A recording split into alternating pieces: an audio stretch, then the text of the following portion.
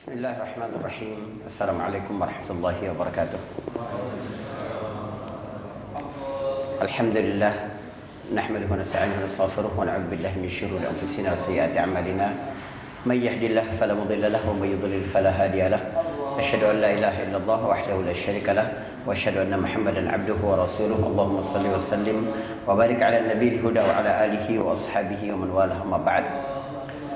Saudaraku jamaah salat zuhur yang dirahmati Allah Subhanahu wa taala. Alhamdulillah, pada siang hari yang berbahagia ini kita kembali dapat melanjutkan kuliah inspirasi kisah Al-Qur'an. Hari ini bersama kisah tentang sapi betina ya. Tapi flyernya merah ini. Kita nggak cerita banteng, ini cerita sapi ya. Allah Subhanahu wa taala bercerita tentang kisah ini menarik sekali. Kenapa menarik? Sebab Allah kemudian menjadikan ini sebagai nama bagi surah yang paling panjang di dalam Al-Quran. Jadi di surah Al-Baqarah yang bermakna sapi betina itu ada ayat yang paling baik ya, paling mulia, ayat yang paling mulia dibanding ayat manapun dalam Al-Quran, yaitu ayat kursi. Ayatul kursi itu ayat yang sangat padat ya, dengan nama-nama Allah, baik dalam bentuk zahir atau dalam bentuk dhamir, baik dalam bentuk nyata atau dalam bentuk kata ganti. Allahu la ilaha illahu ya, al-hayyu al-qayyum, la ta'khudhuhu sinatun wala naum, lahu ma fis samawati wa ma fil ardh, begitu. Jadi padat sekali akan nama-nama Allah Subhanahu wa taala. Tapi surah ini tidak dinamakan dengan surat Al-Kursi misalnya. Atau di dalamnya ada dua ayat terakhir surat Al-Baqarah yang sangat baik. Ya, kandungannya juga luar biasa, tapi tidak disebutkan di situ. Ada banyak kisah, termasuk kisah tentang penciptaan manusia, tapi juga tidak disebutkan nama surah itu sebagai surah Adam misalnya. Tapi justru disebutkan surah ini sebagai surat Al-Baqarah. Allah ingin kita memang benar-benar mengambil perhatian dari kisah ini sehingga kita dapat mengambil pelajaran ada apa sebenarnya yang terdapat di surah itu. So, saudara, surah di kisah ini nanti kita akan tahu tabiat-tabiat utama Bani Israel. Dan kita akan belajar bagaimana kehancuran Bani Israel itu terjadi sehingga dia tidak terjadi pada diri kita. Ini Allah ceritakan di dalam surat Al-Baqarah mulai ayat ke-67 sampai ayat ke-74. Allah Subhanahu wa taala berfirman, "Wa idh qala Musa liqaumihi innallaha ya'murukum an tadhbahu baqarah qalu atattakhidhuna huzwa qala a'udzu billahi an akuna minal jahilin qalu ud'u lana rabbaka yubayyin lana ma hi qala innahu yaqulu innaha baqaratun la faridun wala bikr awanun baina dhalik faf'alu ma tu'marun qalu ud'u lana rabbaka yubayyin lana ma lawnuha qala innahu yaqulu innaha baqaratun safra'un faqi'un lawnuha tasurrun nadhirin." Ini baru 3 ayat yang kita bacakan. Semoga kita dapat jelaskan pada pertemuan pada hari ini. Allah Subhanahu wa taala berfirman yang artinya, dan ingatlah ketika Musa berkata kepada kaumnya, sesungguhnya Allah memerintahkan kalian untuk menyembelih sapi betina. Mereka berkata, apakah engkau mengolok-ngolok kami? Musa menjawab, aku berlindung kepada Allah menjadi termasuk orang-orang yang bodoh. Mereka bertanya, serulah Tuhanmu untuk kami agar menjelaskan kepada kami apa itu. Musa menjawab, dia berkata, dia itu adalah sapi yang bukan usianya tidak terlalu tua dan tidak terlalu muda, pertengahan di antara itu. Maka sekarang kerjakan apa yang diperintahkan oleh Allah. Mereka kembali bertanya, serulah Tuhanmu untuk kami, untuk menjelaskan kepada kami warnanya apa. Musa menjawab, sesungguhnya dia berkata, dia adalah sapi yang kuning, ya, tua dan kuning terang. Warnanya itu membuat orang-orang yang melihatnya menjadi senang. Mereka masih bertanya, qalu ud'u lana rabbaka yubayyin lana ma hiya innal baqara tashabaha alaina. Mereka masih bertanya, serulah Tuhanmu untuk menjelaskan kepada kami bagaimana itu, sebab sapi itu masih kabur, ya, kami belum jelas. Dan sungguh insya Allah kami akan memperoleh petunjuk kalau dijelaskan lagi. Musa berkata, sesungguhnya dia berkata, dia adalah sapi yang tidak ada cacat, ya, tidak pernah membajak sawah, tidak pernah mengairi air, dan tidak ada satu bercak pun di dalamnya. Sekarang mereka berkata, sekarang engkau telah memberitahu yang benar. Maka mereka pun menyembelihnya, tapi hampir mereka tidak dapat melakukannya. Dan ingatlah tatkala kamu membunuh satu jiwa, ya, lalu kamu berselisih pendapat tentang itu, Allah Subhanahu wa taala menjelaskan apa yang, mengeluarkan apa yang kalian sembunyikan. Maka kami berkata, pukullah dengan sebagian yang ada di sapi itu. Begitulah Allah menghidupkan yang mati dan memperlihatkan kepada kamu tanda-tanda kekuasaannya agar kamu berakal. Kemudian hati kamu menjadi keras, dan seterusnya ayat itu. Saudara, ini kisah di tengah pertentangan dan konflik antara suku-suku di Bani Israel. Bayangkan perbedaan yang nyata antara umat Nabi Muhammad sallallahu alaihi wasallam, antara orang Madinah, orang Ansar dengan Muhajirin. Hidup bersaudara, ya, tidak ada sekat sama sekali. Wa yu'thiruna ala anfusihim walau kana bihim khasasah. Mereka mendahulukan yang lain dibanding diri mereka sendiri karena cintanya, karena persaudaraan di dalam akidah ini. Orang Madinah ini kan berasal dari Qahtan, sementara orang Mekah berasal dari Adnan. Satu suku yang, dua suku yang sama sekali berbeda. Tapi ketika mereka disatukan oleh akidah, disatukan oleh keimanan, maka tidak ada lagi sekat-sekat suku. Dan itu tidak ada pada Bani Israel. Mereka memiliki asbat. Ada sekitar 12 suku-suku, 12 sibit, ya, 12 asbat. Bentuk pluralnya adalah asbat, yang mana satu sama lain saling bertentangan, tidak bisa akur. Di tengah kehidupan yang seperti itu, hiduplah seorang yang kaya raya, ya, seorang kaya raya, tapi tidak memiliki anak. Namun dia memiliki ponakan yang miskin. Ponakannya ini menunggu pamannya wafat sehingga dia dapat dapat mewarisi harta dari pamannya itu.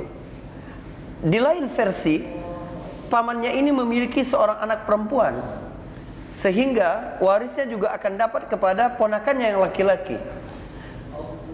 Dia berharap dapat menikahi dengan anak pamannya itu dan memperoleh waris itu ketika pamannya sudah meninggal. Tapi ditunggu pamannya nggak meninggal, ya kan? Pamannya ini masih hidup terus. Akhirnya timbul rasa bosan dalam dirinya menunggu karena tidak tahan dengan kemiskinan itu.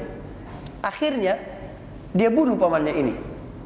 Diajak pamannya ini pergi ke tempat lain, lalu di perjalanan ketika tidak ada orang yang melihat, dia bunuh pamannya itu, dan dia letakkan jasad pamannya itu di perbatasan, ya, depan kampung asbat yang lain atau suku yang lain. Sebab konflik yang terjadi antar suku ini sangat populer di antara Bani Israel. Jadi memang rasisme itu, ya, penyakit fanatik akan suku itu adalah cerita panjang Bani Israel sampai hari ini. Jadi wajar kalau mereka ini kita lihat nih bagaimana sifat-sifat Bani Israil dari kisah ini. Bagaimana mereka sangat fanatik dengan suku mereka dan tidak menghargai suku yang lain. Jadi kalau kemudian ponakan ini membuat makar, membunuh sang paman, lalu kemudian meletakkannya di kampung sebelah, suku yang berbeda, maka tentu saja orang akan percaya bahwa yang membunuhnya adalah suku itu. Sebab memang konflik antara mereka sangat tajam. Dan betapa besarnya kejahatan yang dilakukan oleh ponakannya ini. Apa saja kejahatannya? Perhatikan. Kejahatan-kejahatan yang dilakukan oleh anak muda ini, sebab dia sangat mencintai materi. Penyakit kedua Bani Israil itu sangat materialistis, sangat bergantung dengan sesuatu yang sifatnya kasat mata. Karena itu surah ini dibuka oleh Allah Subhanahu wa taala, Alif Lam Mim, dzalikal kitabu la raiba fihi hudal lil muttaqin alladzina yu'minuna bil ghaib. Allah sampaikan sifat utama orang yang bertakwa, sehingga Al-Qur'an ini dapat menjadi petunjuk apa? Orang-orang yang beriman kepada hal-hal yang gaib. Itu hilang dalam Bani Israil. Mereka bangsa yang sangat mementingkan kepentingan materialisme. Atas sebab kecintaannya kepada dunia sedemikian rupa, maka orang ini sanggup melakukan banyak kejahatan. Yang pertama adalah memutuskan silaturahim. Sebab yang dia bunuh adalah pamannya sendiri. Kejam nggak bunuh paman? Bunuh ajudan aja kejam, apalagi bunuh paman. Ya kan begitu. Jadi dia memutuskan silaturahim. Yang kedua, dia menimbulkan fitnah sosial yang dapat membuat konflik horizontal satu suku dan suku lain. Ada banyak dalam kehidupan ini orang yang sanggup membunuh nyawa manusia untuk mengadu domba dua kaum, untuk mengadu domba dua kelompok, dan kemudian dia akan mengambil keuntungan dari konflik itu. Kita dapati itu. Yang ketiga, dosanya adalah dosa menfitnah. Dia memfitnah suku atau kampung yang ada, dia letakkan jasad pamannya itu agar nanti bertanggung jawab dan membayar diat, membayar denda, dan dia juga dapat dendanya. Jadi dia dapat warisan dari pamannya dan dia dapat denda dari yang tertuduh membunuh itu. Subhanallah, betapa malangnya ini. Dituduh, difitnah, dan kemudian dikuras lagi hartanya. Ini buruk sekali. Yang keempat adalah dosa pembunuhan itu sendiri. Yang pertama kali dihisab nanti pada hari kiamat, dosa manusia dengan manusia, urusan pertumpahan darah. Berat sekali urusan pembunuhan. Ya, jangan dikira enteng. Nyawa manusia ini di sisi Allah Subhanahu wa taala sangat berharga. Sehingga khutbah terakhir Nabi SAW di bukit di Arafah, di padang Arafah, itu berkenaan dengan jiwa. Bagaimana kita menjaga jiwa demi jiwa. Bahwa kalian itu haram, jasad kalian, darah kalian, ya, dihormati oleh agama ini. Dan besar sekali dosa, merupakan di antara dosa-dosa besar yang dilakukan oleh manusia adalah membunuh. Jadi jika hisab pertama yang dilakukan di hari kiamat nanti berkaitan dengan Allah adalah salat, berkaitan dengan manusia adalah urusan pertumpahan darah ini. Dan ini adalah keburukan yang ditakutkan oleh para malaikat ketika Allah Subhanahu wa taala mengumumkan dia menciptakan khalifah di muka bumi. Qalu ataj'alu fiha may yufsidu fiha wa yasfiku dima. Saking jeleknya disebutkan secara khusus. Padahal menumpahkan darah adalah bagian dari berbuat kerusakan di bumi. Tapi malaikat sebutkan secara khusus, ya Allah, apakah engkau akan menciptakan makhluk yang berbuat kerusakan di bumi dan menumpahkan darah? Sebab akibat-akibat buruk dari pertumpahan darah itu sangat nyata dan membuat kerugian bagi banyak kalangan. Baik, sang ponakan membunuh, lalu terjadilah keributan. Orang-orang menuduh kampung tempat mayat itu ditemukan, mereka lah yang membunuh. Berkumpul sekitar 50 orang bijaksana di situ, menanyakan penduduknya siapa yang membunuh ini, dan tidak ada yang mengaku. Akhirnya diminta untuk bersumpah. Siapa yang membunuh, apakah benar dia tidak membunuh dengan sumpah untuk mengeluarkan itu, sehingga dia akan celaka karena sumpahnya itu. Namun tidak ada satupun. Sehingga akhirnya ada orang yang bijaksana yang berkata, di tengah-tengah kita ada Nabiullah, di tengah-tengah kita masih hidup Rasulullah, Nabi Musa alaihissalam. Kenapa kita tidak datang kepadanya dan minta petunjuk kepadanya? Subhanallah, lihat Bani Israel. Dia tahu bahwa Musa adalah Rasul, dia tahu Musa adalah Nabi, dan bisa minta pendapat, bisa petunjuk. Sesuatu yang mereka tidak tahu pasti akan diberitahu oleh Tuhan mereka. Tapi mereka tetap kurang ajar, durhaka, bahkan membunuh para nabi serta bangga dengan hal itu. Coba. Inna qatalna al-Masih ibn Maryam. Masih Isa ibn Maryam. Rasulullah. Kami yang membunuh Masih Isa putra Maryam, Rasulullah. Mereka tahu bahwa itu Rasulullah, tapi mereka bangga melakukan itu. 70 nabi dan rasul terbunuh di tanah Palestina itu oleh Bani Israel, dan mereka bangga akan hal itu. Coba keburukan seperti apa ini.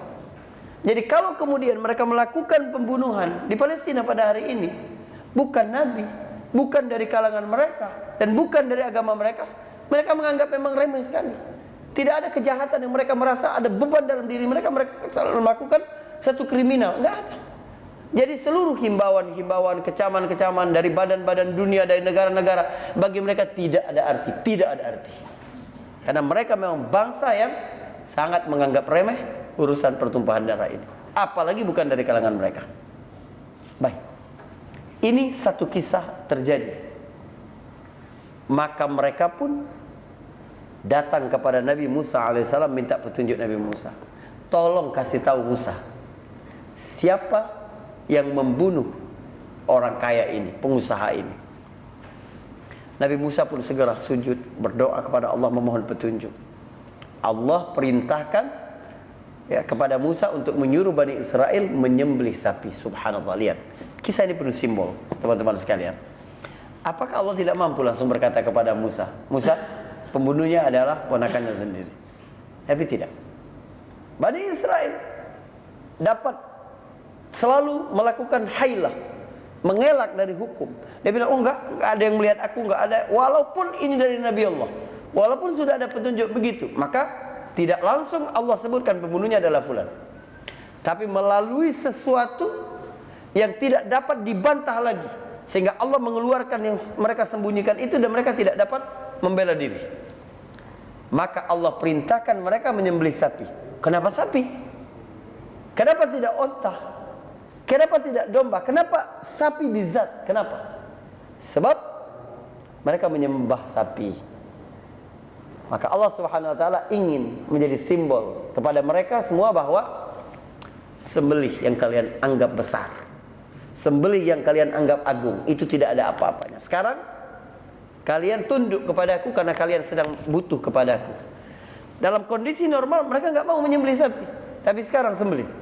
Kamu mau nggak petunjuk? Kamu mau tahu tidak siapa pembunuh orang ini? Maka sembelih sapi. Subhanallah. Maka Musa berkata, sesungguhnya Allah memerintahkan kalian untuk menyembelih sapi betina. Di ayat ke-67.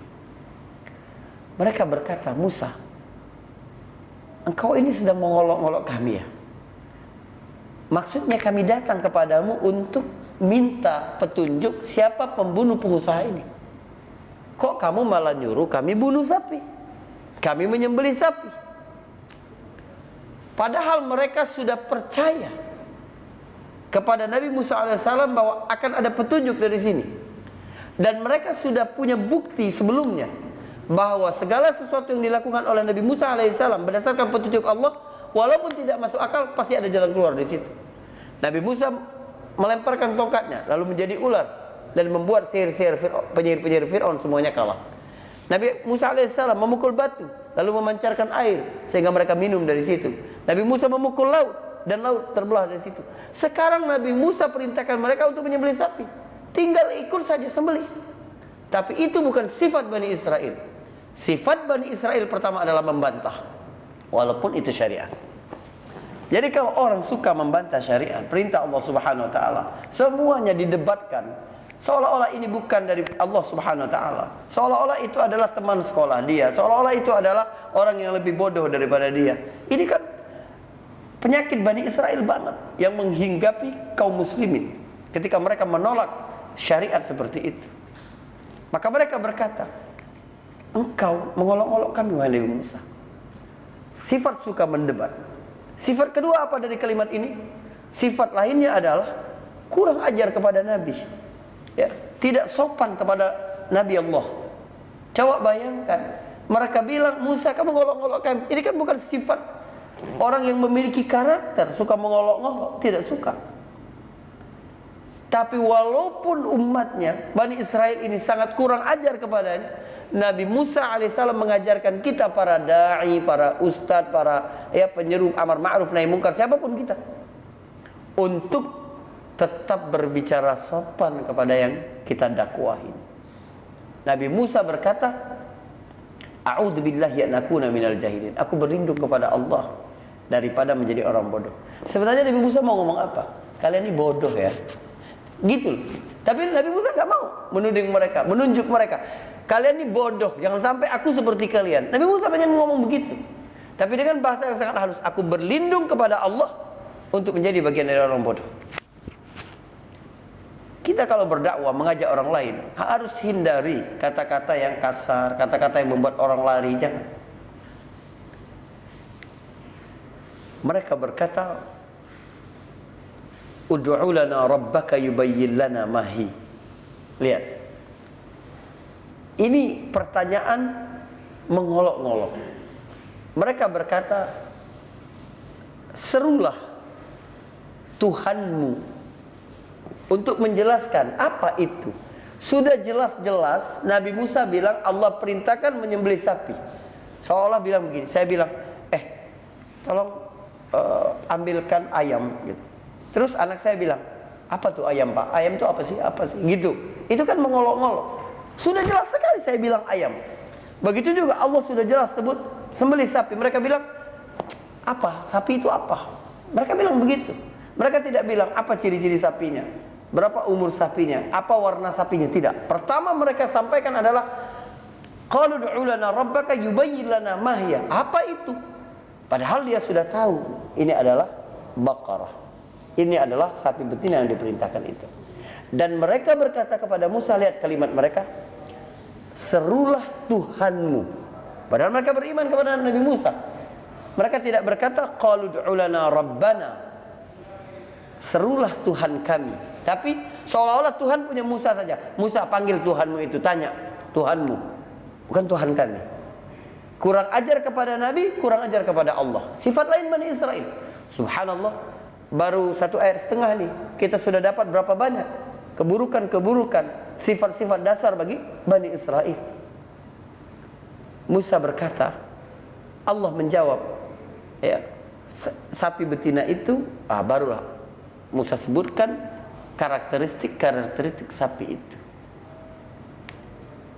Kalau sekiranya mereka langsung menyembelih sapi begitu diperintahkan tanpa banyak tanya, mau mereka menyembelih yang kecil, yang besar, yang sakit, yang sehat, yang cacat, yang sehat, yang sempurna, tidak ada masalah sama sekali.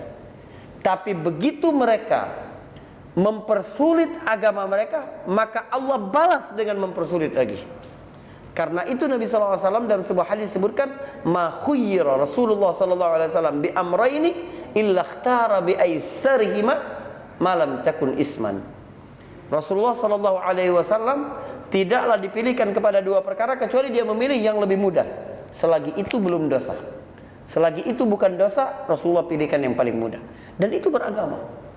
Seorang mufti yang baik adalah seorang mufti yang mempermudah. Tidak sama sekali mempermainkan hukum Allah, tidak sama sekali menghalalkan sesuatu yang haram, tidak. Tapi tidak tasyaddud. Lalu kemudian cepat sekali, ringan sekali lidahnya berkata ini haram, ini haram, ini haram, ini haram. Lalu tidak ada jalan keluar bagi orang-orang bagaimana melakukan ini. Oh, sistem perdagangan begini, oh ini haram, oh ini haram, transaksi begini haram, transaksi begini haram. Tanpa menyebutkan bagaimana solusi yang baik, apa jalan yang mudah untuk mencari jalan keluar daripada yang ditanyakan oleh manusia itu. Harus begitu. Nabi SAW selalu solutif ketika ditanya tentang sesuatu. Selalu solutif. Jadi Nabi Musa alaihissalam menjawab, karena mereka mempersulit diri mereka dalam beragama ini. Kalau sudah datang satu perintah dan datang secara umum, sudah nggak perlu lagi. Makanya ketika turun wahyu dulu datang larangan untuk bertanya sesuatu yang membuat kalian sulit sendiri. La tas'alu an asya'a in tubda lakum tasukum. Jangan bertanya sesuatu kalau sekiranya itu kamu tanyakan justru mempersulit kalian. Waktu Nabi SAW berkata bahwa diwajibkan atas kalian pergi haji bagi yang mampu, salah seorang sahabat berkata, "Aqul li'amin ya Rasulullah." Setiap tahun wahai Rasulullah.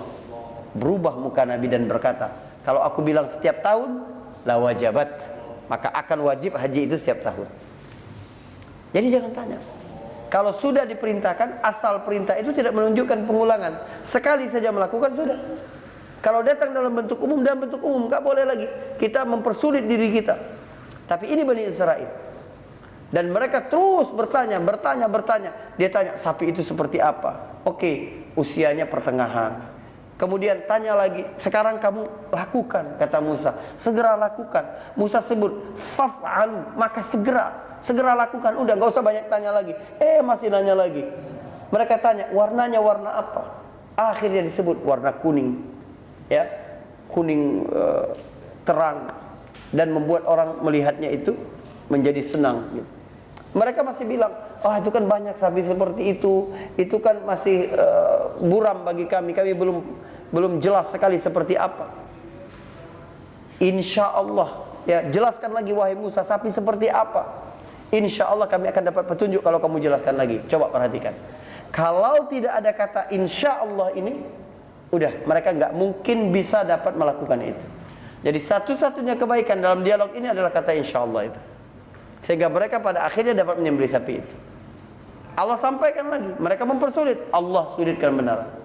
Allah sampaikan, sapi itu tidak ada cacatnya, tidak pernah ya dipakai untuk membajak sawah, mengairi air, kemudian tidak ada bercak sedikit pun dari kulitnya. Itu memang benar-benar kuning, bersih, polos. Mereka berkata, al-ana ji'ta bil haqq. Sekarang baru engkau menyebutkan yang hak. Dari tadi seolah-olah Allah Subhanahu wa taala menjelaskan sesuatu yang tidak hak. Padahal sejak awal Musa sudah menyebutkan yang benar. Tapi mereka selalu membantah aturan agama. Mereka selalu membantah, selalu menegaskan karakter mereka pembangkang. Maka mereka tanyakan ini kepada Allah Subhanahu wa taala. Subhanallah. Mereka tanyakan. Akhirnya dipersempit sampai mereka hampir tidak dapat melaksanakannya. Bagaimana ini bisa terlaksana? Ada kisah kedua yang tidak diceritakan dalam Al-Quran. Apa itu? Ada seorang saleh dari Bani Israel. Jadi tentu saja tidak semuanya Bani Israel ini jahat. Pasti ada di setiap kaum itu ada yang baiknya, ada yang jahatnya, ada yang salehnya, ada yang durhakanya, ada yang berimannya, ada yang kufurnya, ya, ada yang bertauhid, ada yang syirik. Seorang laki-laki saleh memiliki seorang anak. Anaknya ini masih kecil, ya. Dia wasiat kepada anaknya, bapak tidak punya warisan apa-apa kecuali ada seekor sapi yang masih kecil. Kamu jaga sapi ini, jangan jual, ya. Jangan jual sapi ini kecuali ketika dia sudah dewasa. Bapaknya ini melihat memang sapinya ini beda dengan yang lain. Warna kuning, polos, bersih, persis sama seperti karakteristik sapi yang diinginkan oleh Bani Israel ini tadi. Sehingga sang ayah ini meninggal dunia dan anaknya terus memelihara sapi itu. Allah menjaga benar untuk anak ini karena bapaknya adalah orang yang saleh. Ketika sudah dewasa, terjadilah kejadian ini. Lalu datanglah seseorang kepada keluarga ini, kepada anak ini, bilang bahwa sekarang Bani Israel sedang mencari sapi persis sama sifat-sifatnya seperti sapi yang kamu miliki ini. Kamu jangan jual ini kecuali dengan harga yang sangat mahal. Dia teringat pesan ayahnya. Sapinya ini sudah dewasa dan bisa dijual. Akhirnya dia pasang harga yang sangat tinggi. Ditawari 10.000 dirham, dia tidak mau. Ditawari 100.000 dirham, dia tidak mau. Akhirnya berapa? Akhirnya ditimbang dengan timbangan emas, ya, dapat menutupi semua permukaan kulit sapi itu dikali 10. Jadi 10 kali ukuran kulit sapi, ya, emas 10 kali dari ukuran kulit sapi itu, baru dia dapat menjual itu. Coba lihat, Bani Israel yang mempersulit diri mereka sendiri, dan mereka sangat matre. Kemudian Allah perintahkan kepada mereka untuk pertama menyembelih sapi yang merupakan hewan yang mereka sembah. Yang kedua adalah mereka harus beli sapi itu dengan uang yang sangat mahal, padahal mereka sangat cinta dengan harta. Allah ingin mengajarkan mereka, kamu kalau ingin mendapat petunjuk dalam hidupmu, kamu jika tidak ingin kebingungan dalam hidupmu, kamu kan ingin sekarang mencari solusi, ingin tahu siapa yang membunuh ini, biar tidak terjadi konflik di antara kamu, biar tahu siapa yang harus bertanggung jawab. Kamu harus korbankan sifat-sifat dan keinginanmu itu mengikuti perintah Allah Subhanahu wa taala. Siapa yang mengikuti perintah Allah, maka dia tidak mungkin bingung, maka dia tidak mungkin susah. Famanittaba'a hudaya fala yadhillu wala yashqa. Siapa yang mengikuti perintah petunjuk Allah, maka dia tidak mungkin tersesat dan tidak mungkin memperoleh kesengsaraan. Walaupun sesuatu itu bertentangan dengan keinginanmu. Agama kan begitu. Ujian dari Allah Subhanahu wa taala, kita melakukan ibadah ini, ibadah apapun, itu ujiannya adalah ujian tadhiyah. Bagaimana kita berkorban kepada Allah Subhanahu wa taala. Kita mengorbankan kesibukan kita dengan salat ini. Kita mengorbankan waktu kita dengan majelis ilmu ini. Kita mengorbankan rasa suka dengan harta ketika kita berinfak. Kita mengorbankan rasa malas ketika kita bangun subuh. Kita mengorbankan perasaan dingin ketika kita berwudu tengah malam. Kita mengorbankan sifat serakah ketika kita berwakaf. Kita mengorbankan segala sesuatu. Kalau kamu benar dengan keimananmu, pasti ada sesuatu yang harus kamu korbankan. Sebab kamu sedang bertransaksi dengan Allah Subhanahu wa taala. Tapi setiap transaksi dengan Allah enggak mungkin mendatangkan kerugian, mustahil. Pasti akan memperoleh keuntungan. Baik.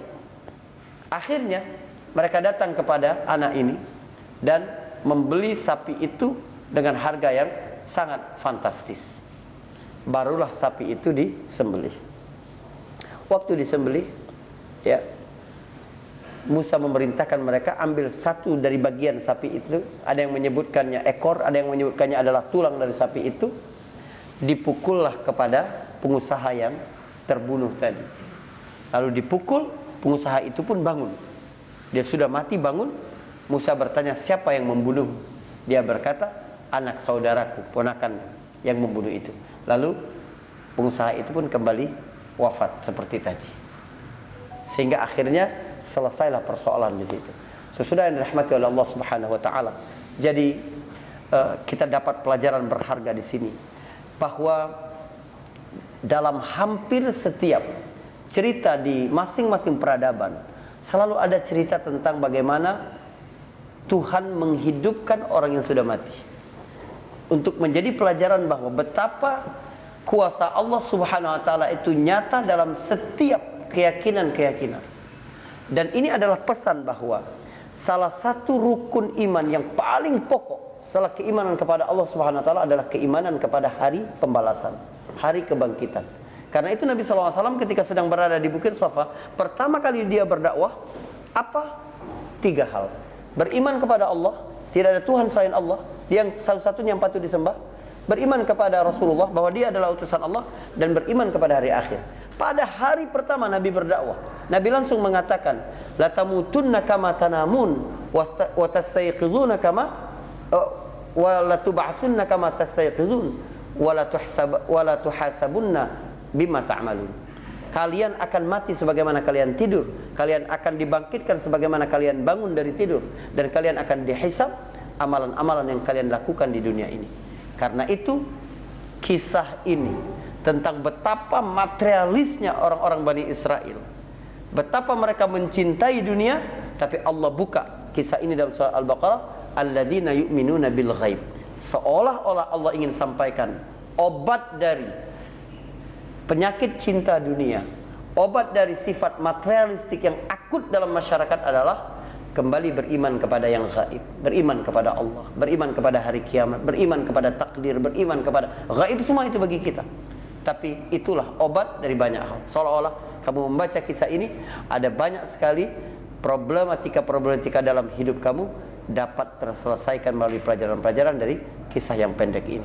Ya, demikian yang bisa saya sampaikan. Jika ada yang bertanya atau diskusi, silakan. Silakan. Insyaallah.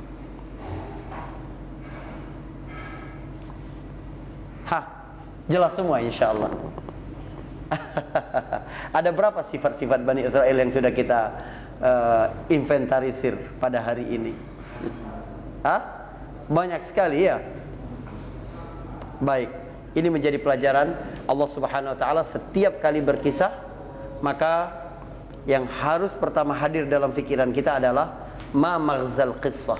Apa tujuan Allah mengisahkan cerita itu kepada kita? Tentu saja ini bukan hanya sekadar cerita tentang sapi yang disembelih, orang yang terbunuh, tapi tentang bagaimana sebuah peradaban hancur karena durhaka kepada Allah dan Rasulnya, sebuah peradaban hancur karena cinta dengan dunia dan terjebak dengan sifat-sifat materialistik yang akut. Wallahu a'lam bishawab. Subhanakallahumma bihamdik, asyhadu an la ilaha illa anta, astaghfiruka wa atubu ilaik. Assalamualaikum warahmatullahi wabarakatuh.